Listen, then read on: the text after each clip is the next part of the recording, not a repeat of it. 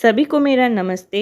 आज की इस वीडियो में हम पढ़ने वाले हैं क्लास 11th मैथ्स का चैप्टर नंबर 6 क्रमचय और संचय यानी परम्यूटेशन एंड कॉम्बिनेशन। तो आज इस वीडियो में हम पढ़ेंगे इस क्रमचय और संचय चैप्टर का इंट्रोडक्शन और सॉल्व करेंगे हम अपनी एक्सरसाइज 6.1। तो एक्सरसाइज 6.1 का कंप्लीट सॉल्यूशन देखने के लिए हमारी वीडियो तक लास्ट तक बने रहिएगा और वीडियो को देखने से पहले मेरे चैनल को सब्सक्राइब कीजिए और बेल आइकन को प्रेस कीजिए। तो हम चलते हैं अपने फर्स्ट टॉपिक की तरफ यानी इंट्रोडक्शन ऑफ चैप्टर 6।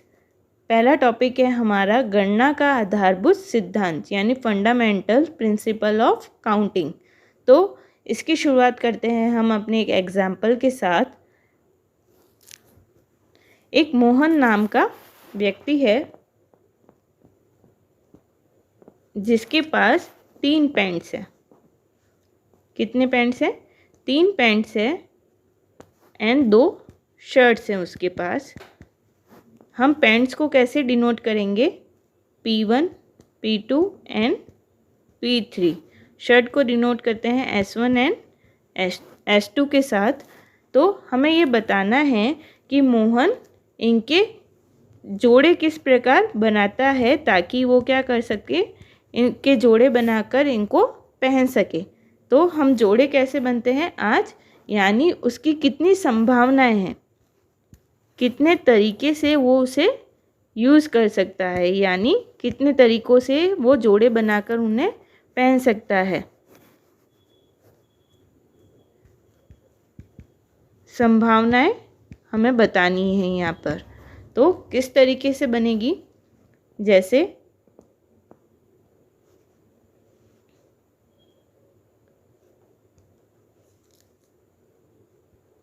ये है पैंट P1, ये पैंट P2 एंड ये पैंट P3।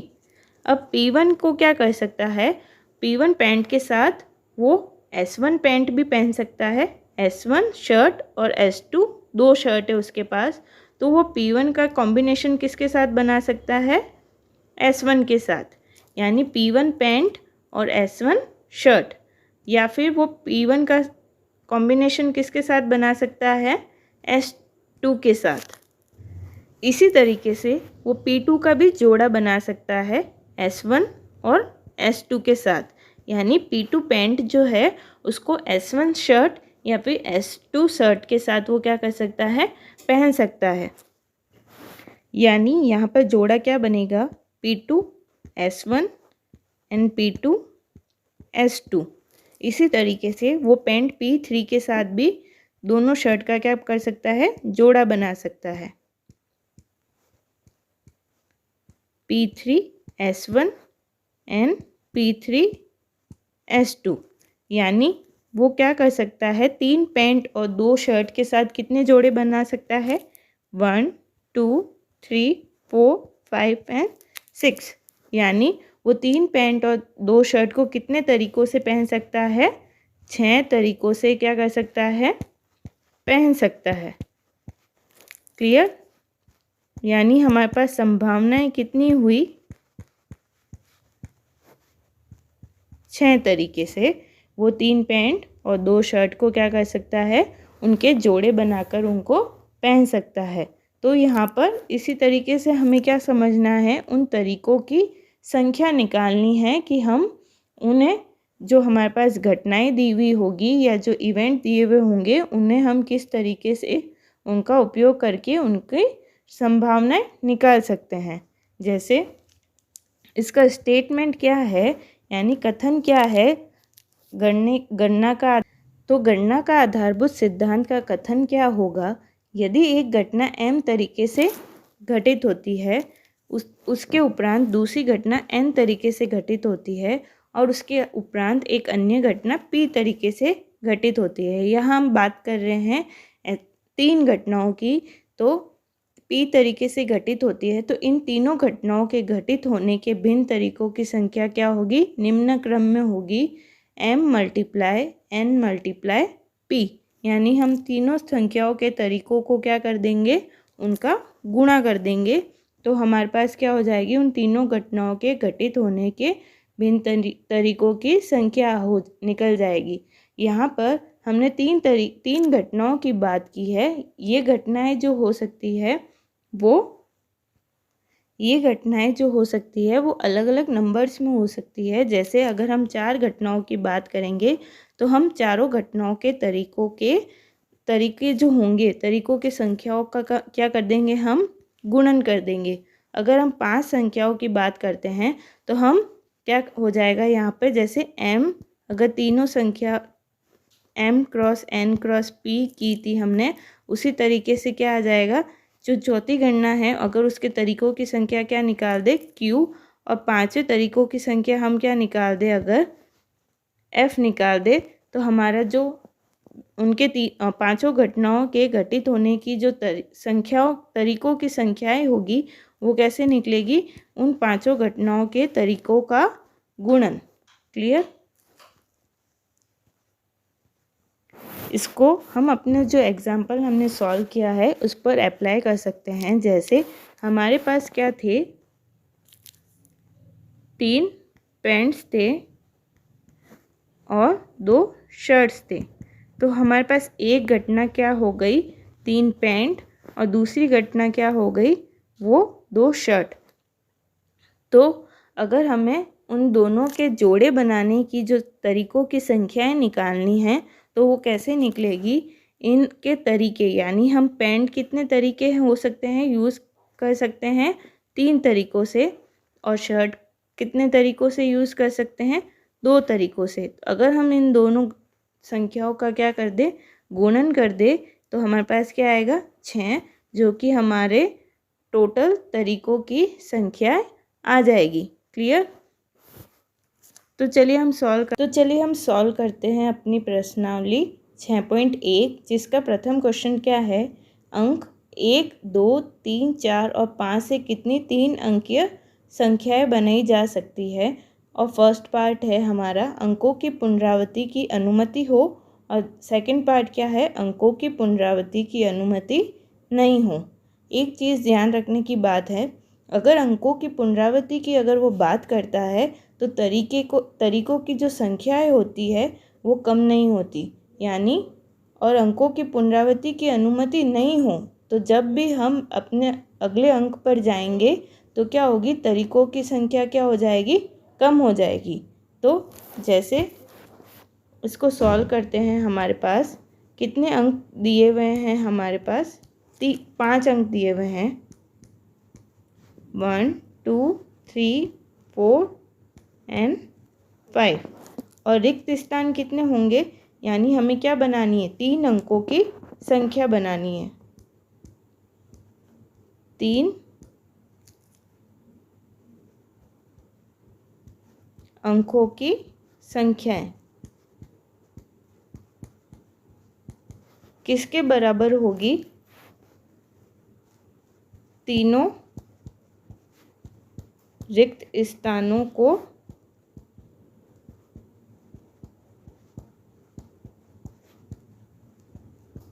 भरने के तरीकों की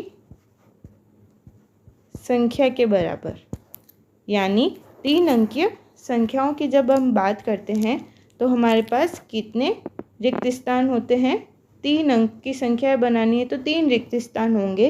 इन 3 रिक्त स्थानों को हम कितने तरीकों से भर सकते हैं, उतनी ही 3 अंकों की संख्याएं हमें मिल जाएगी। जैसे हमारे पास कुल अंक कितने हैं, कुल अंक हैं हमारे पास 5। अगर प्रथम पार्ट जो है, इसका फर्स्ट पार्ट है, उसके अंदर क्या है, अंकों की पुनरावृत्ति की अनुमति है। तो जैसे हमने अपना ये जो पहला रिक्त स्थान हम भरते हैं, यहाँ पर हम कितने अंक भर सकते हैं, 5 अंक भर सकते हैं। रिक्त स्थान को भरने के लिए पुनरावृत्ति की अनुमति है तो सेकंड स्थान को भी भरने के कितने अंक हो सकते हैं, 5 अंक हो सकते हैं।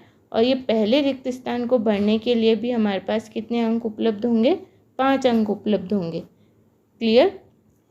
तो 3 अंकों की संख्या कैसे आ जाएगी, 3 अंकों की संख्याएं इज इक्वल्स टू क्या होगी, तीनों रिक्त स्थानों को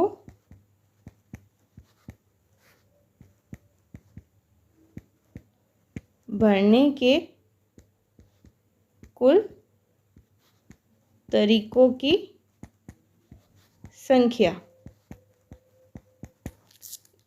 अब तीनों रिक्त स्थानों के भरने के कुल तरीकों की संख्या किससे निकलेगी, जो हमने गणना का आधारभूत सिद्धांत पढ़ा है उसके अनुसार।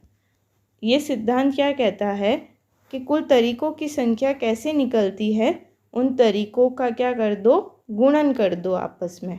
तो इन तीनों का गुणन करेंगे तो क्या आ जाएगा, 5 गुणा 5 गुणा 5 किसके बराबर होगा, 125 के।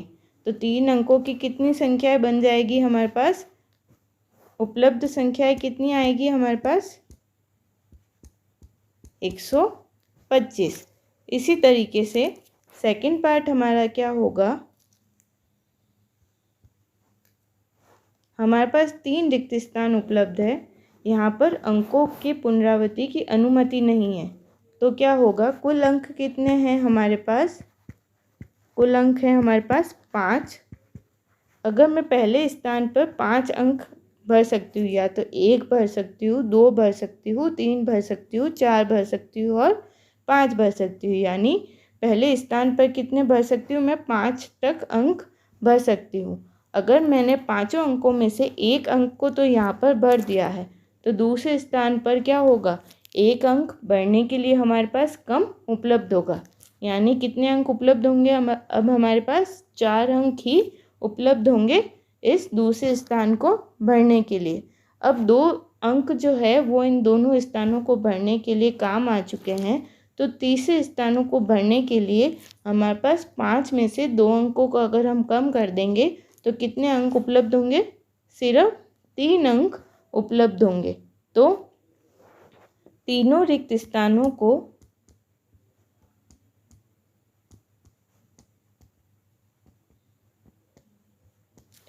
को भरने के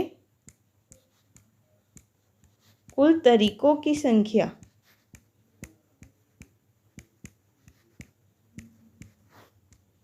कुल तरीकों की संख्या कैसे आएगी, इन तीनों तरीकों को क्या कर देते हैं आपस में गुणा, यानी 3 गुणा 5 गुणा 4 कितने तरीके हो जाएंगे, 60 तरीके हो जाएंगे। यानी 3 अंकों की उपलब्ध संख्याएं कितनी होगी हमारे पास, 60। तो ये क्वेश्चन यहाँ पर ख़त्म होता है। तो अंकों की पुनरावृत्ति और अंकों की पुनरावृत्ति की अनुमति नहीं हो, ये दोनों अलग अलग टाइप के क्वेश्चंस हो जाते हैं। तो हमें क्वेश्चन के अंदर ध्यान रखना पड़ेगा कि हमारा क्वेश्चन हमें पुनरावृत्ति की अनुमति दे रहा है या नहीं दे रहा है। अगर नहीं दे रहा है तो हमारा आंसर क्या हो जाएगा, अलग आएगा। तो इसलिए हमें पहले ध्यान रखना पड़ेगा क्वेश्चन के अंदर, क्वेश्चन को अच्छी तरीके से पढ़े और फिर क्वेश्चन को सॉल्व करें। कोई जल्दबाजी करके क्वेश्चन को सॉल्व ना करें। हमारा सेकंड क्वेश्चन क्या है, अंक 1, 2, 3, 4, 5 और 6 से कितनी 3 अंकीय सम संख्याएं बनाई जा सकती हैं यदि अंकों के पुनरावृत्ति की क्या हो, अनुमति हो। यहाँ पर कौन सी संख्याएं बोल रही है, सम संख्याएं बोल रहे हैं। तो सम संख्याएं हम जानते हैं कि सम संख्याओं का रूल क्या होता है कि वो 2 से क्या हो, पूर्णतः भाज्य होना चाहिए। यानी 2 का पूरा पूरा उसके अंदर भाग जाना चाहिए। इसके लिए क्या होता है, जो उसका अंतिम जो अंक होता है वो क्या होना चाहिए, कोई भी 2 का गुणनखंड होना चाहिए। सम संख्या का रूल क्या होता है, संख्या का अंतिम अंक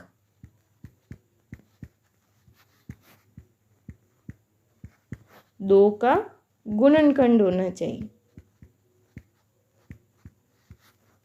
क्लियर? तो हमारे पास कितने रिक्त स्थान हो गए यहाँ पे? 3 रिक्त स्थानों को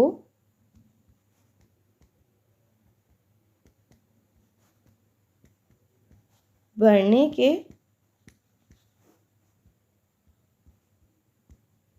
तरीकों की संख्या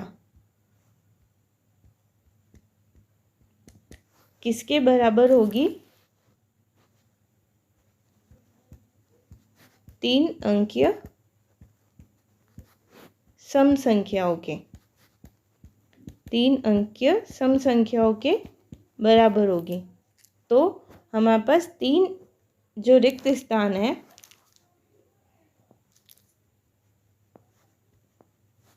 3 रिक्त स्थान है। अब हमारे पास कुल अंक कितने हैं? कुल अंक हैं 6। उसमें से सम अंक कितने हैं? सम अंक हमारे पास है 3। कौन कौन से सम अंक है हमारे पास? 2, 4 और 6। तो हमारे पास जो अंतिम अंक है उसको कितने तरीकों से भर सकते हैं? उसके स्थान पर कितने अंक आ सकते हैं? सिर्फ 3 अंकों के द्वारा हम उस स्थान को, रिक्त स्थान को क्या कर सकते हैं? भर सकते हैं। तो यहाँ पे कितने आ जाएंगे? कितने तरीके होंगे? 3 तरीके। जो दूसरा स्थान है उसको हम कितने तरीकों से भर सकते हैं? यहाँ पर एक चीज़ ध्यान रखने की है कि पुनरावृत्ति की अनुमति है, यानी हम जो अपना अंक यूज़ कर रहे हैं पहले इस रिक्त स्थान को भरने के लिए, उसे हम दूसरे रिक्त स्थान पर भी भर सकते हैं। तो हमारा यहाँ पर अंकों की संख्या कम नहीं होगी। तो कितने तरीके होंगे? 6 तरीके होंगे। उसी तरीके से पहले स्थान को भरने के भी कितने तरीके होंगे? 6 तरीके होंगे। तो तीनों रिक्त स्थानों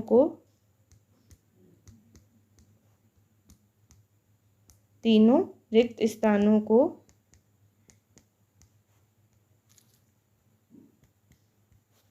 भरने के कुल तरीकों की संख्या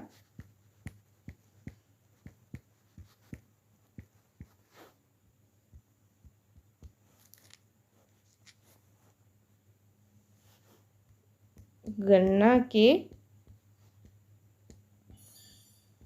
आधारभूत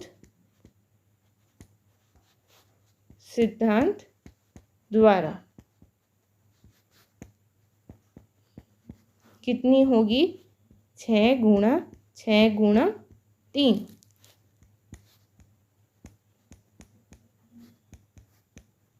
कितनी हो जाएगी? 108। यानी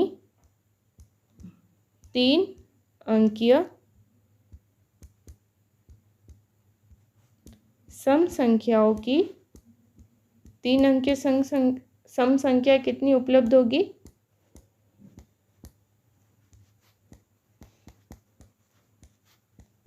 108 सम संख्याएं हमारे पास उपलब्ध होगी, जिनको हम किससे बना सकते हैं?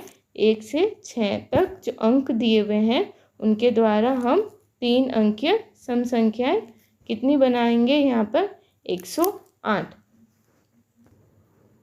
अब हम सॉल्व करते हैं अपना नेक्स्ट क्वेश्चन नंबर 3। वह है अंग्रेजी वर्णमाला के प्रथम 10 अक्षरों से कितने 4 अक्षर के कोड बनाए जा सकते हैं यदि किसी भी अक्षर की पुनरावृत्ति नहीं की जा सकती है। यानी यहाँ पर अंकों की पुनरावृत्ति की अनुमति हमारे पास नहीं है। कुल अंक कितने दिए हुए हैं? कुल अंक कितने हैं हमारे पास? 10। और रिक्त स्थान 4 अक्षर का कोड, यानी रिक्त स्थान कितने होंगे हमारे पास? 4 अक्षर का कोड बनाना है, तो रिक्त स्थान कितने हो गए? 4। तो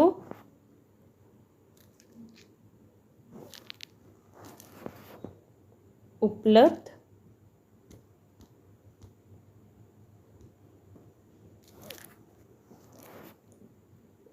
संख्या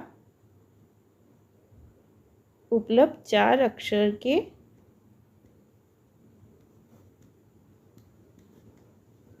कोड की संख्या कितनी होगी? चारों रिक्त स्थानों को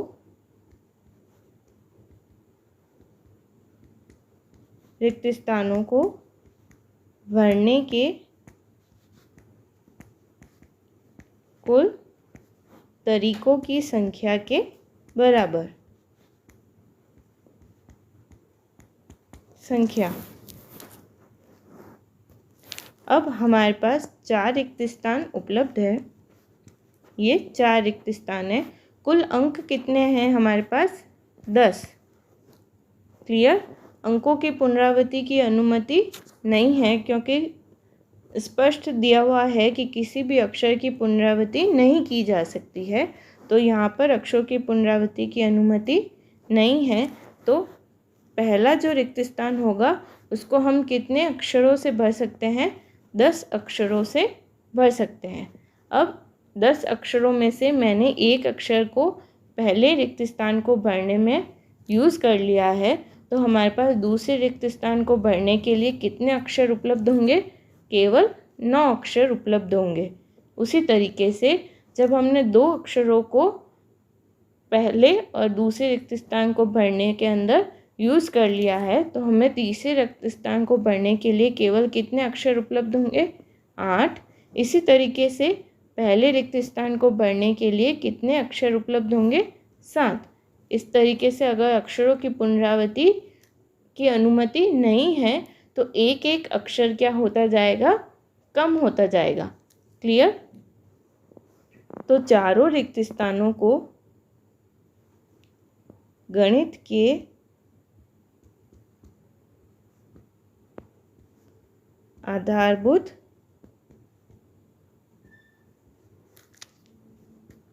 सिद्धांत द्वारा चारों रिक्त स्थानों को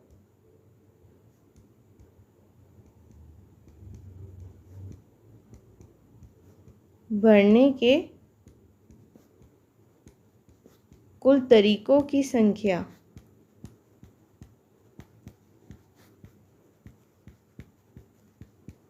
किसके बराबर होगी?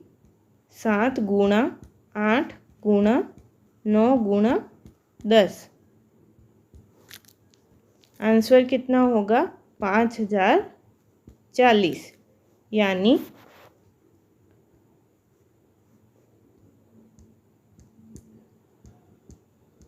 4 अक्षर के कोड बनाए जा सकते हैं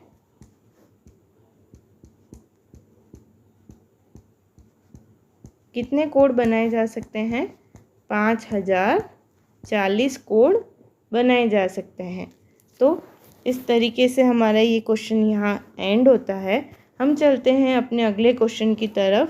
क्वेश्चन नंबर 4, 0 से 9 तक के अंकों को लेकर कितने 5 अंकीय टेलीफोन नंबर बनाए जा सकते हैं यदि प्रत्येक अंक 67 से प्रारंभ होता है और कोई अंक एक बार से अधिक नहीं आता है।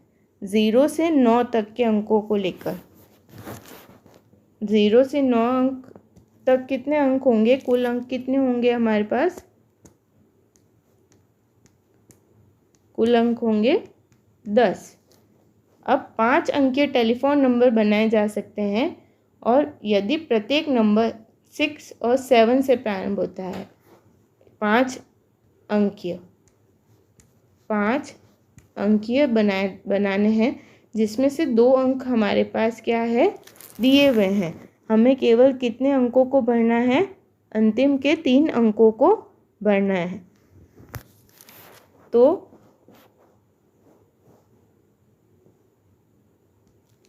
5 अंकीय टेलीफोन नंबरों की संख्या किसके बराबर होगी? तीनों रिक्त स्थानों को उत्तरोत्तर भरने के तरीकों की संख्या। यहाँ पर मैंने उत्तरोत्तर यूज़ इसलिए किया है क्योंकि हम इन रिक्त स्थानों को भरते समय हमेशा क्रम के अनुसार चलते हैं। जैसे मैंने पहला रिक्त स्थान भरा, उसके बाद दूसरा रिक्त स्थान, उसके बाद तीसरा रिक्त स्थान।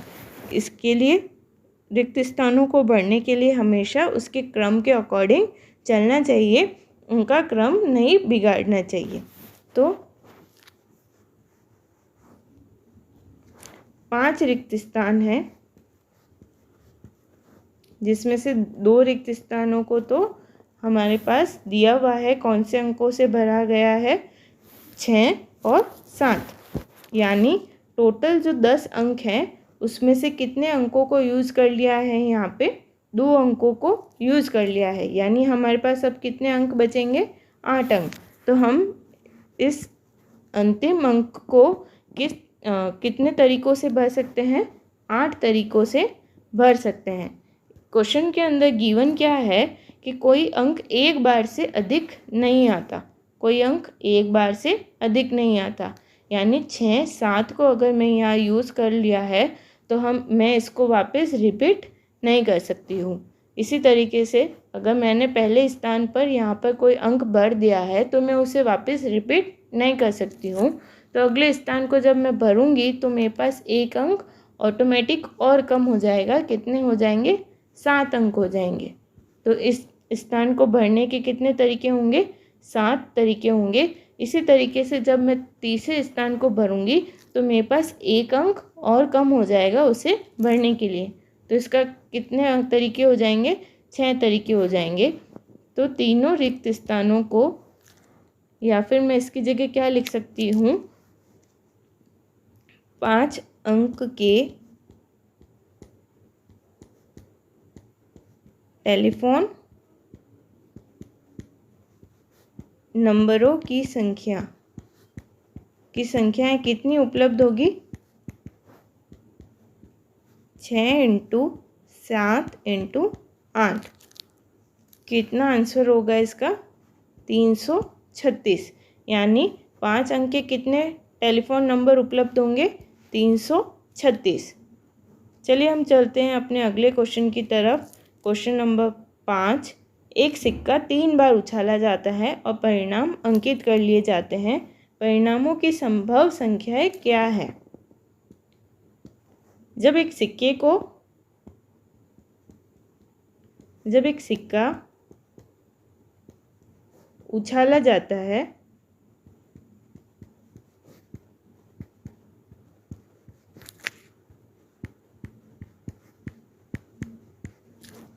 तो कुल परिणामों की संख्या कितनी होती है? कुल परिणामों की संख्या कितनी होती है? 2। या तो क्या आता है? हेड आता है या फिर टेल आता है। क्लियर? तो हमारे पास एक सिक्के को कितने बार उछाला है? 3 बार उछाला है। तो अगर मैंने पहली बार उछाला तो उसके कितने परिणाम हो सकते हैं? 2 परिणाम हो सकते हैं। इसी तरीके से मैं जब दूसरी बार उछालूंगी तब भी कितने परिणाम आ सकते हैं? 2 परिणाम आ सकते हैं। इसी तरीके से जब मैं उसे तीसरी बार उछालती हूँ तब भी कितने परिणाम आएंगे? 2 परिणाम आएंगे। तो परिणामों की जो संभव संख्याएं होगी वो कितनी होगी? परिणामों की संभव संख्याएं जो होगी वो कितनी होगी? 2 × 2 × 2 = 8। यानी परिणामों की संभव संख्याएं आएगी 8। तो चलिए हम चलते हैं अपने अगले क्वेश्चन की तरफ, और ये हमारा लास्ट क्वेश्चन है। भिन्न भिन्न रंगों के 5 झंडे दिए हुए हैं। इनसे कितने विभिन्न संकेत बनाए जा सकते हैं यदि प्रत्येक संकेत में 2 झंडों एक के नीचे दूसरे की आवश्यकता पड़ती है। यहाँ पर भिन्न भिन्न रंगों के 5 झंडे दिए हुए हैं। 5 झंडे दिए हुए हैं यानी वो डिफरेंट कलर के हैं।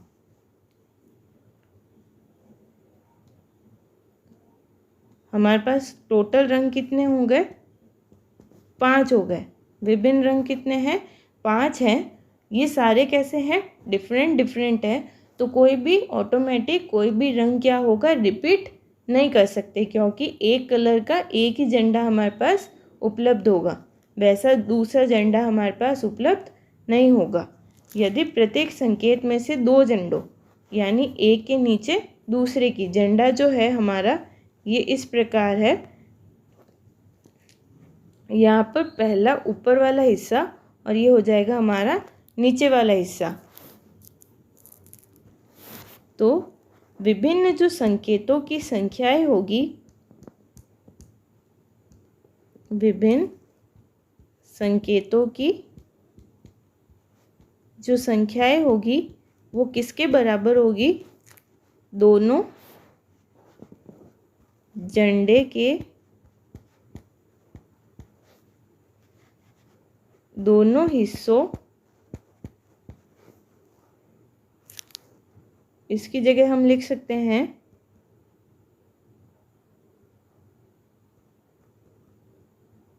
क्योंकि ये जो झंडा है हमारा वो किससे मिलके बना है? प्रत्येक संकेत जो है वो 2 झंडों से मिलके बना है। तो क्या हो जाएगी? दोनों झंडों के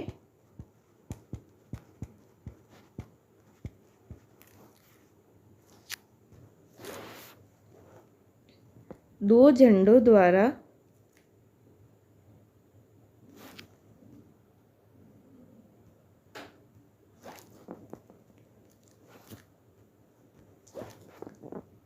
दो झंडों से बने विभिन्न संकेतों की संख्या जो होगी वो दोनों झंडों या फिर दोनों झंडों की जगह क्या आ सकता है? ये एक तरह के क्या हो गए? रिक्त स्थान ही तो हो गए। ये पहला रिक्त स्थान और ये दूसरा रिक्त स्थान, तो दोनों झंडों के या दोनों रिक्त स्थान के भरने के कुल तरीकों की संख्या।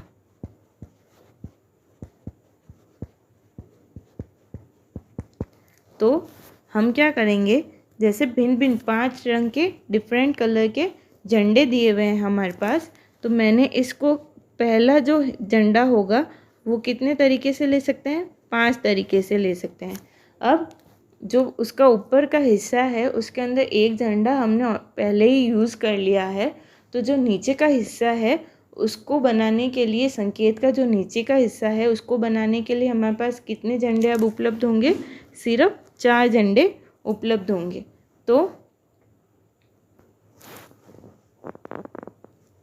संकेतों की संख्या कितनी हो जाएगी हमारे पास? संकेतों की संख्याएं होगी 5 × 4 = 20। यानी हमें कितने प्रकार के संकेत मिल सकते हैं? वो भी किससे? 2 झंडों से बने, 2 झंडों से बने संकेतों की संख्या।